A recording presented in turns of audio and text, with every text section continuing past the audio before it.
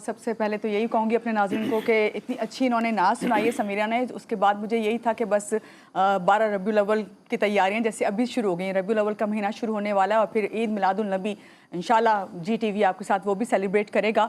और यहाँ पे अभी सबसे पहले तो हम शुरू करते हैं वसीम साहब से बात। और हम देख रहे हैं वसीम साहब के पिछले कई दिनों से मुख्तलिफ आफ़ात, कुदरती आफ़ात जो है उनका सामना हम फेस कर रहे हैं पाकिस्तानी अवाम। और ख़ास तौर से अभी लास्ट वीक से जो बारिशों का सिलसिला शुरू हुआ पूरे मुल्क में ही, और कराची के जो इस वक्त हालात हम देख रहे हैं, इन तमाम कुदरती आफ़ात को जब सामने रखते हैं तो इस्लामी नुक्ता नज़र से जानना बहुत ज़रूरी है कि इनसे बचाव के जो तरीके हैं वो आपसे जानें। किस तरीके से हम लोग जो हैं इबादत करें, किस तरह हम दुआएँ करें और किस तरह इन जो मुश्किल वक्त है, मुश्किल घड़ी है, उससे किस तरह नंबर आज़मा हों। अऊज़ु बिल्लाहि मिनश शैतानिर रजीम, बिस्मिल्लाहिर रहमानिर रहीम। व हुवल्लज़ी अनज़ला मिनस समाइ माअ, सदक़ल्लाहुल अज़ीम। बहुत शुक्रिया। देखें, सबसे पहले तो बुनियादी बात जो हम सब के जहन में आती है बहैसियत मुसलमान जी, जब हम इस तरह की कुदरती आफ़ात का सामना करते हैं, आजमाइशों का सामना करते हैं, तो जहन में एक सवाल पैदा होता है कि ये आया हमारे ऊपर कोई आज़ाब की सूरत है जी, या ये फिर कोई आजमाइश है हमारे लिए।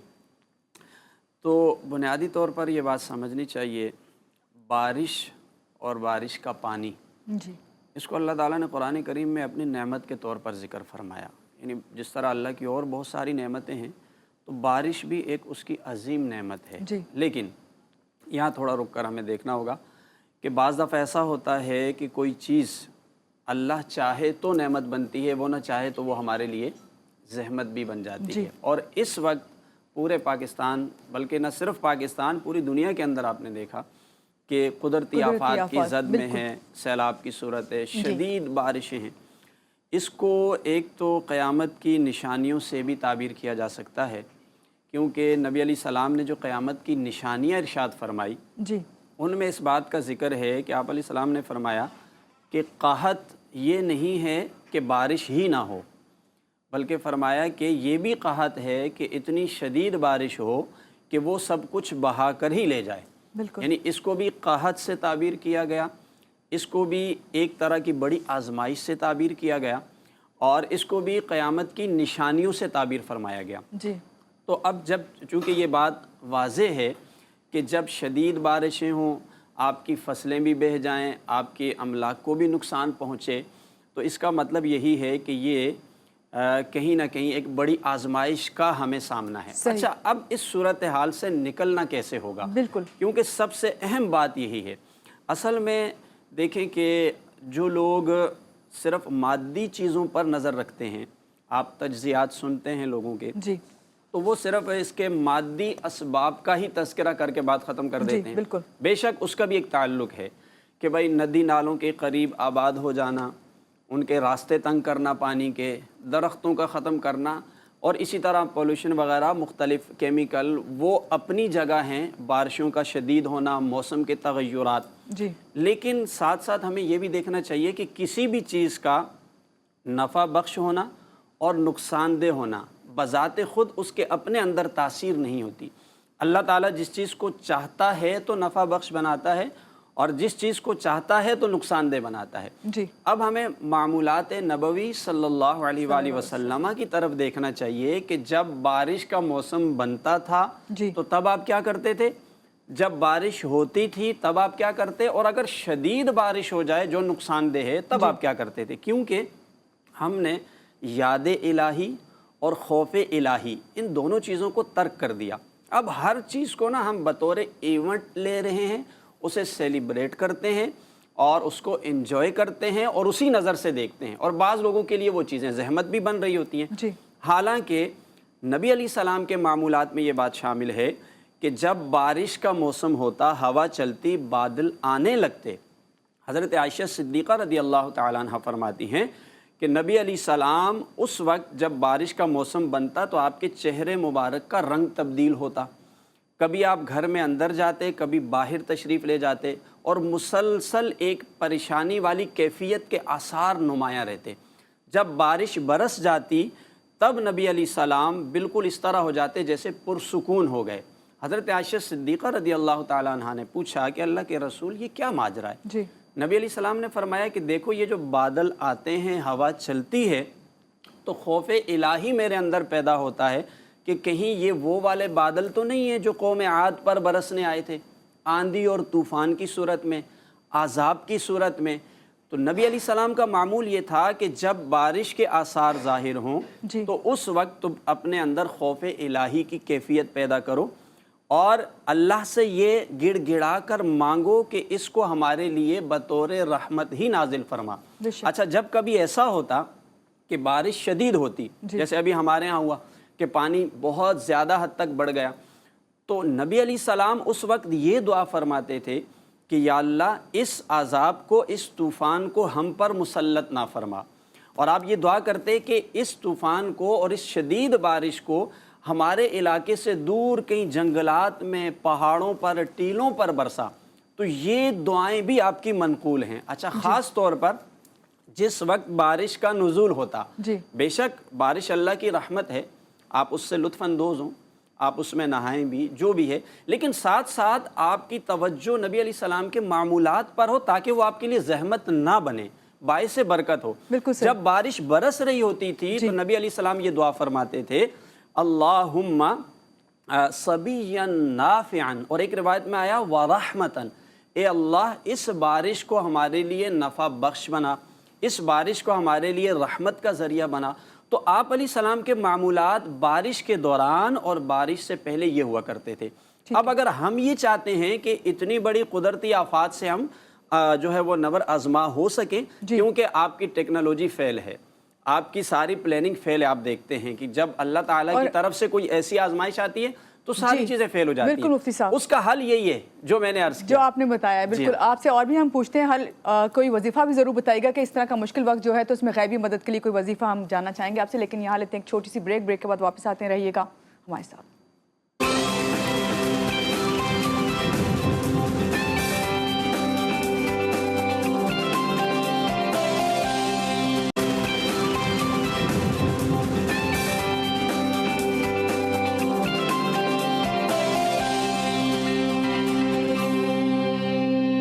جی بریک سے آگے واپس آپ کو ایک بار پھر سے کہیں گے خوش آمدید اینڈ صبح بخیر۔ ہمارے ساتھ ہیں مفتی وسیم صادق صاحب، مذہبی اسکالر ہیں۔ ان سے ہم پوچھ رہے تھے کہ مفتی صاحب مشکل گھڑی میں غیبی مدد کے لیے کوئی وظیفہ بتائیں، مشکل گھڑی آپ کو پتہ ہے کوئی کسی بھی ٹائپ کی ہو سکتی ہے، تو سب کے لیے اوور آل کیا آپ کہیں گے؟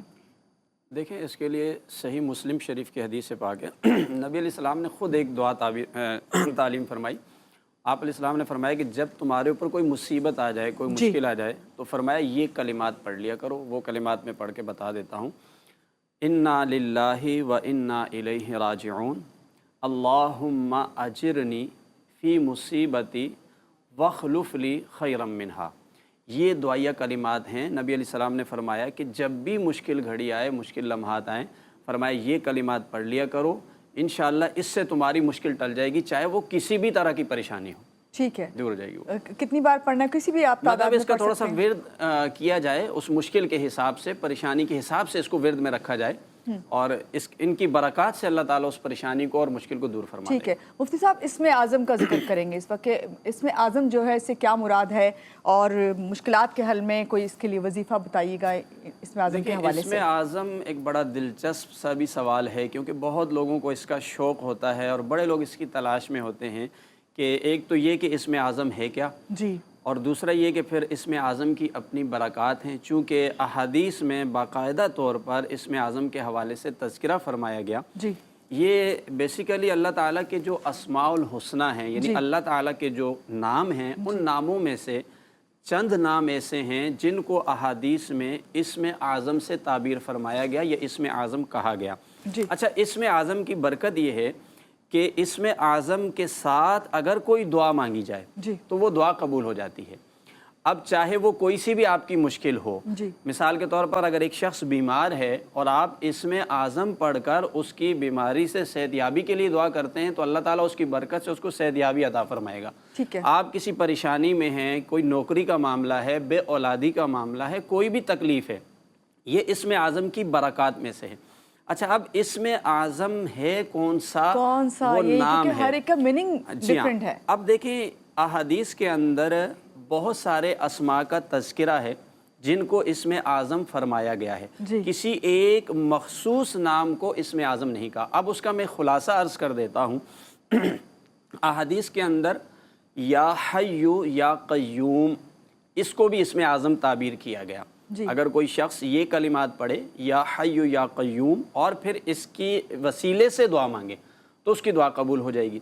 अच्छा, इसी तरह हदीस के अंदर या अरहमर राहिमीन, या अरहमर राहिमीन, या अरहमर राहिमीन, 3 बार इसको पढ़कर दुआ मांगने और फिर साथ में इसको इसमें आज़म फरमाया गया है जी। अच्छा, इसी तरह हदीस के अंदर एक और अस्माउल हुस्ना में से अल्लाह ताला का एक मुबारक नाम है या बदीअस समावाति वल अर्द, इसको भी हदीस में फरमाया गया कि ये इसमें आज़म है जी। अच्छा, इसी तरह जो है अहादीस के अंदर कुरान करीम की चंद आयात का जिक्र आया, फरमाया ये भी इसमें आज़म है। अगर कोई उसके वसीले से दुआ मांगे, उसमें से एक सूरह बकरा की आयत है जी, व इलाहुकुम इलाहुं वाहिद ला इलाहा इल्ला हुवर रहमानुर रहीम, फरमाया ये भी इसमें आज़म है, इसको पढ़कर दुआ मांगी जाए। इसी तरह सूरह आल इमरान की जो इब्तिदाई आयत हैं उनमें से पहली आयत अलिफ लाम मीम अल्लाहु ला इलाहा इल्ला हुवल हय्युल क़य्यूम, फरमाया ये भी इसमें आज़म है। अच्छा, कुछ बुजुर्गान दीन ने, उलमाए किराम ने भी उन अस्मा का तज़किरा किया जिनको इसमें आज़म कहा गया। हज़रत शेख अब्दुल क़ादिर जिलानी रहमतुल्लाह ताला अलैह औलियाए कामिलीन में से वलियों के सरदार हैं। आप फरमाते हैं कि इसमें जलालत अल्लाह यानी अल्लाह का जो ज़ाती नाम है, आप फरमाते हैं कि ये भी इसमें आज़म है। इसी तरह बुज़ुर्गों ने या वदूदु, इसको भी इसमें आज़म करार दिया। तो बुनियादी तौर पर तकरीबन 17, 18 या 19 अहादीस के अंदर इन नामों का ज़िक्र हुआ है जिनको इसमें आज़म करार दिया। और इसकी बरकत ये होती है कि आप इस नाम को पढ़कर जब दुआ मांगेंगे तो दुआ ज़रूर कबूल होगी, और चाहे जैसी भी मुश्किल है वो हदीस में आता है कि वो मुश्किल दूर हो जाएगी। अब ये खुलासतन मैंने वो अस्मा ज़िक्र किए हैं, तो नाज़रीन अगर उसको नोट कर लें और उनमें से किसी भी नाम को पढ़ के वो दुआ मांगें तो इंशाअल्लाह वो मुश्किल आसान हो जाएगी इंशाअल्लाह ताला। मुफ्ती साहब, कानूनी मुकदमा जब लोग करते हैं, बहुत लंबे लंबे जो है उनके केसेस चले जाते हैं और वो हल नहीं हो पा रहे होते, मुश्किल में पड़ जाते हैं लोग, तो इस तरह के मुश्किलात जब सामना करते हैं कानूनी मुकदमात में, तो उसके लिए कोई ख़ास वजीफ़ा है तो बता सकते हैं? तो जी हाँ, बिल्कुल। बहुत ही सवाल करते हैं लोग हमसे। अगर कोई साहब ऐसे हैं कि जो किसी नाजायज़ मुकदमे का सामना कर रहे हैं और ऐसा होता है कि किसी के साथ झूठा मुकदमा बन जाता है और वो परेशान हाल हैं और वो अपने उन मुकदमात से बाहर नहीं आ सकते और कोर्ट के चक्कर लगा रहे हैं, तो उसके लिए एक वजीफ़ा है हस्बुनल्लाहु व निअमल वकील। अच्छा, ये जो तस्बीह है, ये जो कलिमात हैं, इनको 1100 मरतबा पढ़ना है और 41 दिन तक इसको पढ़ें। या तो इंशाअल्लाह इन 41 दिनों के दौरानिए में ही, बीच में ही ऐसा वसीला बन जाएगा कि आप उससे बाइज़्ज़त बरी हो जाएंगे और आप उससे इंशाअल्लाह आपको छूट मिल जाएगी जी। या फिर इसकी बरक़ात से ऐसा रास्ता पैदा हो जाएगा कि आपको ये आसार नज़र आने लगेंगे कि इंशाअल्लाह अज़ीज़ आप उस झूठे मुकदमे से बाहर आ जाएंगे। ठीक है, बहुत अच्छे आपने बात की। और सबसे पहले तो ये यहाँ पे यही बात कि जब तक आप उस वजीफ़े को कामयाब नहीं हो सकता हो, जब तक आपका वो जो भी मसला है, जो कानूनी मसला, वो आपकी तरफ से जायज़ उस पर बात हो रही हो, इसी यही आपने कहा ना। यहाँ पे लेंगे एक छोटी सी ब्रेक के बाद जब वापस आते हैं तो और भी बहुत से वज़ाइफ़ हैं जो मुफ्ती साहब से अभी हमें पूछें, तो आप रहिएगा हमारे साथ।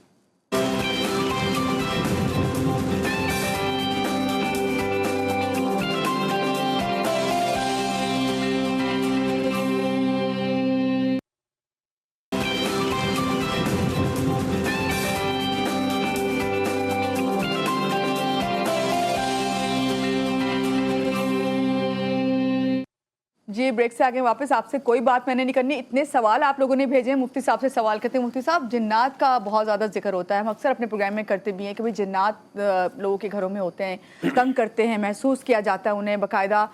जब महसूस करते हैं तो लोग परेशान भी होते हैं और परेशान करते भी हैं बाज़ जिन्नात, तो ऐसी सूरत में क्या करें? हाँ, इस प्रॉब्लम का शिकार अक्सर लोग रहते हैं और अक्सर लोग ये कहते हैं घरों में इस तरह के मसाइल होते हैं और महसूस होता है चीज़ें गायब हो रही हैं, कुछ और इस तरह की परेशानियाँ, आहट महसूस होती है। तो इसका ज़िक्र बारहा हुआ भी है। देखें, इसके लिए जो है ना सूरह बकरा सबसे मौसर तरीका है, क्योंकि नबी अलैहि सलाम का इरशाद पाक है کہ جو جادوگر ہے نا، فرمایا وہ کبھی بھی سورہ بقرہ پر قابو نہیں پا سکتا، جس کا مفہوم علماء نے یہ لکھا کہ جہاں پر سورہ بقرہ پڑھی جائے، چاہے اب شیاطین ہیں، جنات ہیں، کوئی جادو ہے، کوئی بھی چیز ہے، اس کی اتنی پاور ہے کہ وہ سب چیزوں کو ختم کر دے گی۔ اس لیے میں یہ عرض کروں گا، جس کو بھی اپنے گھر میں یہ محسوس ہوتا ہے، اونچی آواز سے سورہ بقرہ کی تلاوت کریں یا کسی سے کروائیں 41 دن تک، انشاءاللہ تعالی یہ تمام پریشانی وہاں سے ختم ہو جائے گی۔ ٹھیک ہے مفتی صاحب، ایک چیز اور ہے کہ میرا گھر میری جنت ایک بہت کامن سی بات ہے، ہم سب اس چیز کو چاہتے ہیں کہ ہمارا گھر ہو جنت کی طرح ہو اور ہمارا اپنا گھر ہو، ذاتی گھر ہو۔ اس کے لیے لوگ جو خواہش رکھتے ہیں کہ ان کا ذاتی گھر ہو اور وہ جنت کی طرح ہی ہو، کیونکہ آپس میں نا اتفاقی بھی نہ ہو، گھر میں جو ماحول آج کل ہم دیکھ رہے ہیں، لوگ آپس میں ہی جو ہے بہت گیپ ہے، کمیونیکیشن گیپ ہے۔ دیکھیں، اس مادی پرست دور کے اندر اس وقت ہمیں اس چیز کا بہت زیادہ سامنا ہو چکا ہے، خود غرضی بڑھ گئی اور رشتوں میں جو آپس میں محبت ہے وہ ختم ہوگی۔ تو گھر میں جو ایک نااتفاقی والی یا پوری فیملی اور خاندان میں ایک نااتفاقی والی جو فضا قائم ہو رہی ہے اور لوگوں میں دوریاں بڑھ رہی ہیں، ایک ہی گھر میں رہنے والے افراد اکثر اولاد ماں باپ سے دور ہو رہی ہے، بہن بھائی ایک دوسرے سے، پھر میاں بیوی، تو یہ بہت ضروری ہے کہ ہم اپنے گھر کے جو فیملی سسٹم ہے اس کو اچھی طرح مینیج کریں اور وہی محبت والا ماحول قائم ہو۔ تو چونکہ اس کے لیے کچھ ہم قرآنی آیات اور ان چیزوں کی طرف بھی رجوع کریں گے تو پھر ہمارے رشتوں میں ایک مضبوطی پیدا ہوگی، نفرتیں ختم ہوں گی اور آپس میں ایک ذہنی ہم آہنگی بھی آئے گی۔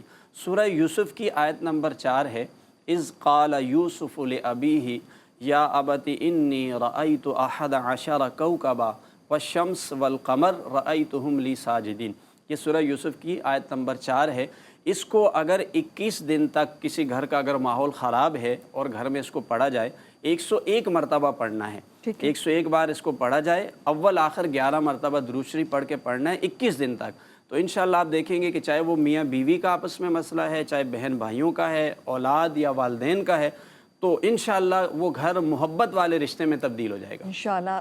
ذاتی گھر کی خواہش کس طرح پوری ہو، کون سا ایسا وظیفہ ہے؟ ہاں دیکھیں، یہ بھی ایک بہت بڑی پرابلم ہے، بالخصوص شہروں کے اندر تو اکثر افراد ایسے ہیں جو کرائے کے گھر پر ہیں اور بہت مجبور ہیں، اور ہر شخص چاہتا ہے کہ اس کو کوئی گھر مل جائے۔ تو حدیث پاک کے اندر ایک دعا ہے جو آپ علیہ السلام نے تعلیم فرمائی، اگر کوئی شخص ہر نماز کے بعد اس دعا کو پڑھتا رہے تو انشاءاللہ بہت جلد اس کے لیے جو ہے نا وہ گھر کا اللہ تعالیٰ انتظام فرما دے گا۔ ہر نماز کے بعد 3 مرتبہ اس دعا کے کلمے کو پڑھنا ہے جو میں ابھی پڑھ دیتا ہوں۔ اللہم اغفر لی ذنبی ووسع لی فی داری وبارک لی فی رزقی۔ یہ کلمات ہر نماز کے بعد 3 بار پڑھنے ہیں اور اسی نیت سے پڑھنے ہیں، انشاءاللہ اس کی برکت سے اللہ تعالیٰ ان لوگوں کو اپنا گھر عطا فرما دے گا جن کے پاس اپنا گھر نہیں ہے۔ ٹھیک ہے، ربیع الاول کا مہینہ شروع ہونے والا ہے اور انشاءاللہ آپ سے نیکسٹ جو ہماری سیٹنگ ہوگی ربیع الاول کے حوالے سے ہی بات ہوگی۔ کوئی میسیج جو کیونکہ مہینہ شروع ہونے سے پہلے ہمارا ہوتا ہے نا کوئی عبادات خاص، کوئی وظائف ایسے؟ دیکھیں، سب سے پہلے تو میں اس موقع پر، بلکہ خوشی کے موقع پر میں یہ کہوں گا، چونکہ اس مرتبہ جو ربیع الاول شریف آ رہا ہے اس میں نبی علیہ السلام کی ولادت کے 1500 سال مکمل ہو رہے ہیں، لہٰذا اس کو پوری امت اس مرتبہ 1500 سالہ جشن ولادت مصطفیٰ صلی اللہ علیہ وسلم کے نام سے منا رہی ہے۔ میں یہاں سے یہ پیغام دوں گا کہ اب یہ جو مبارک مہینہ آ رہا ہے اس کو پوری دنیا میں مسلمانوں کو چاہیے کہ اتنے خوبصورت انداز سے سیلیبریٹ کریں، اس کو اتنی خوشی کے ساتھ اچھے انداز سے منائیں کہ پوری دنیا کے لوگوں کو یہ پتہ چلے کہ یہ تاریخی اعتبار سے کتنا اہم ترین دن ہے اور کس نبی کی ولادت ہے، چونکہ نبی علیہ السلام وہ ہستی ہیں جو محسن انسانیت بھی ہیں، محسن کائنات بھی ہیں۔ اللہ نے آپ کو رحمت للعالمین بنا کر بھیجا ہے اور آپ کی رحمت ہر شخص تک پھیلی ہوئی ہے، کائنات میں کوئی ایسا نہیں ہے جو آپ کی رحمت سے محروم ہو، ہر ایک کے لیے آپ کی رحمت کسی نہ کسی زاویے اور پیمانے میں موجود ہے۔ اور پھر ہمیں دیکھیں، جتنی بھی نعمتیں اللہ نے عطا فرمائی ہیں وہ ساری نعمتیں آپ کے توسل سے ملی ہوئی ہیں، آپ کے تصدق سے ملی ہیں، لہٰذا تاریخی اعتبار سے جتنے بھی دن منائے جاتے ہیں، اگر کوئی اس کائنات میں جب سے دنیا اللہ نے بنائی اہم ترین دن ہے تو وہ وہی دن ہے کہ جس دن امام الانبیاء اس کائنات میں تشریف لائے ہیں۔ ہر ماں، ہر بہن، ہر بیٹی، ہر شوہر، ہر والد، ہر والدہ، ہر شخص کو چاہیے کہ اس خوشی کے موقع پر अपने अपने एतबार से शरीयत के दायरे में रहते हुए आप खुशी का इजहार करें। जिस तरह आप योम पाकिस्तान मनाते हैं, जिस तरह जश्न आज़ादी मनाते हैं, अपने बच्चों की विलादत का दिन खुशी से मनाते हैं, ये सारी नेमतें अल्लाह ने नबी अलैहिस्सलाम के सदक़े में दी हैं। अगर वो ना होते तो कायनात ही ना होती। ये कायनात आपकी वजह से अदम से वजूद में आई, आपकी वजह से इंसानियत को जिला बख्शी गई। आपने इस कायनात में वो इनकलाब बर्पा किया कि हर एक को उसका हक मिला है, इंसानियत को उसका मकाम मिला है। सो हर शख्स को चाहिए कि इस 1500 साला जश्न को भरपूर अंदाज से सेलिब्रेट करें और उसमें सदका और खैरात भी करें, उसमें आप सजावट भी करें, उसमें आप लोगों की मदद भी करें। एक ऐसा समा होना चाहिए कि पूरी दुनिया के हर फर्द तक पैगाम जाए कि ये मुहसन इंसानियत, मुहसन कायनात की विलादत का दिन है। बिल्कुल, बहुत शुक्रिया मुफ्ती साहब, आज के प्रोग्राम में आप आए, आपको थैंक यू कहूँगी। और हमारे साथ समीरा तारिक हैं, इनको भी बहुत ज़्यादा शुक्रिया। और लेकिन समीरा, अभी आपको जो है मैं जाने नहीं दे रही, आपने नात सुनानी। और आपको ये कहूँगी कि जिस तरह मुफ्ती साहब ने कहा कि रहमतुल लिल आलमीन जो हैं 1500 साल मुकम्मल हो रहे हैं, तो उस पर हमें जो सेलिब्रेशन करनी है उसमें यही है कि वो रहमतें लेके आए इंसानियत के लिए। तो हमें भी जो है एक दूसरे का साथ देना, सबसे पहले यही कि इंसानियत को उजागर करना पहली हमारी जिम्मेदारी है, बीइंग ए मुस्लिम। तो हैव ए नाइस डे, मेरी तरफ से अल्लाह हाफ़िज़।